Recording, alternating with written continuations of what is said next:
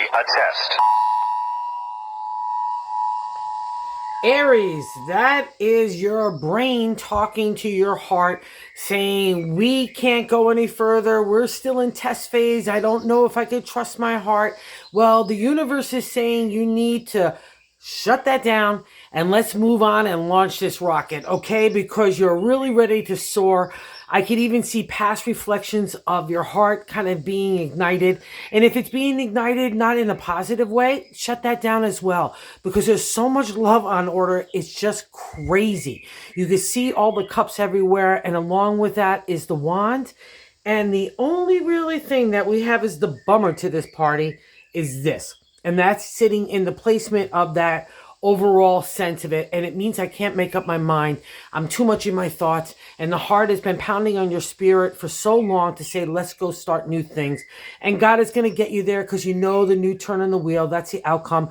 So don't worry about the end result. God's got that in his hands. You just need to worry about taking the adventure and the journey right now and really enjoying it. And it's going to be really good.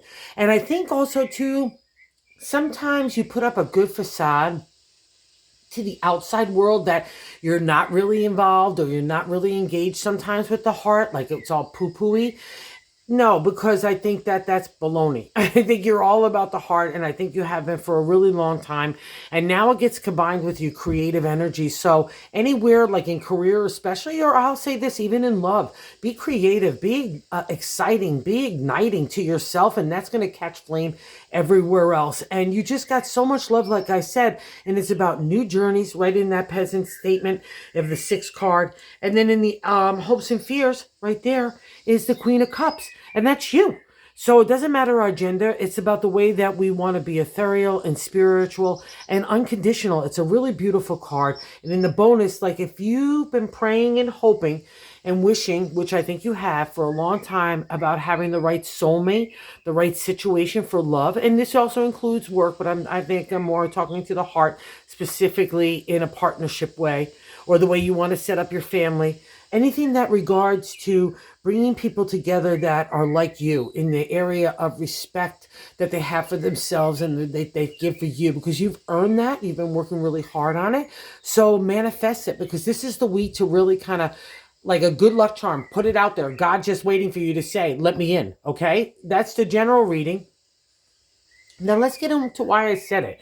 And like I said, this card is the bummer here. It means indecision in tarot. And it's indecision in the way that we feel about ourselves, especially into the outside world. So let's say you've been one way in the past and now all of a sudden you want to do new things in the future. That's what this kind of conflict would be. And it's also kind of reaffirmed with this card, the 7 of Pentacles, the crossing card. It's like wanting to do new things also as well, especially in the work, family, and home and love area. You know, that's the domain of Pentacles. And the swords are our thoughts. So we need to kind of break that stranglehold and not worry about what past happens to us or even accomplishments of moving forward. Don't dictate, like, don't use that as your metric for any sort, okay? Because it's all about new stuff everywhere. And I say that especially because in the top of the matter and the what I want to say is the God position, it's the Knight of Wands. And I literally see that as Aries. So I'm taking off. I've accomplished some stuff. I've got the Golden Fleet. Ooh, I got the Golden Fleece, but I'm ready for new adventures. It's the stirring of the heart that you can't ignore, because when an Aries gets that stirring, it's never going to shut down because it wants to be satisfied. And if there's things from the past that you're thinking of, that's the gut of the matter, good or bad. If it's good, look at it. Go look at what you want to explore there. But if it's not good stuff and it's plaguing you in a negative way, then that really needs to get kicked to the curb, because it has no dimension here. It has no position anywhere, okay? And I'll say this as well. You're also kind of done with all that stuff. The 7 of Cups in the past reflection is you've already made those decisions to move on for the things that don't make you happy, especially, or where you're not getting that peer and pride for yourself, the respect that you want, you know, all those kinds of things. So it's not an easy lesson to the 7, but it's also a refreshing rejuvenation point. So that's where this now the present is coming in, and why I'm so excited for what's going on. The Knight of Cups is, let's take a ride. I don't know where we're going, but let's get out of here. I need to engage the heart, my spirit. I want to be a little soulful. I want to just go explore, you know, right? That's part of the adventure as well. And we just need to hop on this guy, grab him around the waist, and off we go. And the nice thing which is so interesting and why I was saying mostly about love, is the 7th position to me is a direct extension of the 1. And the 2 of Swords, so I'm all tangled up in my thoughts, but I want to fall in love. All right. I maybe even want to get married, and I want to maybe bring partnership. Again, with an Aries, it could touch you everywhere.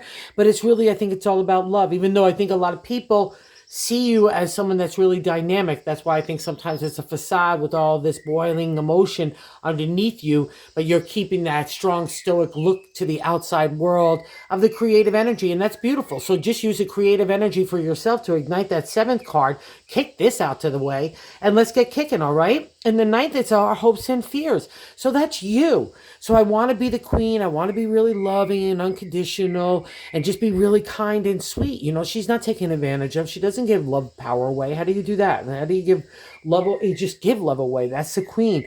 So, and maybe you're a little afraid of that. Maybe putting yourself completely out there, but don't be, because let the queen lead the way she wants to. And God is going to have his way. And that outcome card is the world. Major arcana and some major arcana. So you have a whole new life lesson learned already. And now it gets to be applied in the things that really engage you. Your heart, your spirit, your brain, all gets collectively pulled together. So don't let the brain override everything. It's been leading the way for too long. It's boring right now. Let's go with the heart. Let's give that a chance, because it's boiling over. You're like a volcano. And in the bonus card, that's the 10 of Cups. That's the whole thing there, right? The happy ever ending, like I said before, it's built on respect for yourself, admiration for yourself, and that's how other feels about you, and that's what attracts like that magnetic energy to you. That's the only thing that you're going to take in your stratosphere, and that's just this week. Can you imagine where you're going?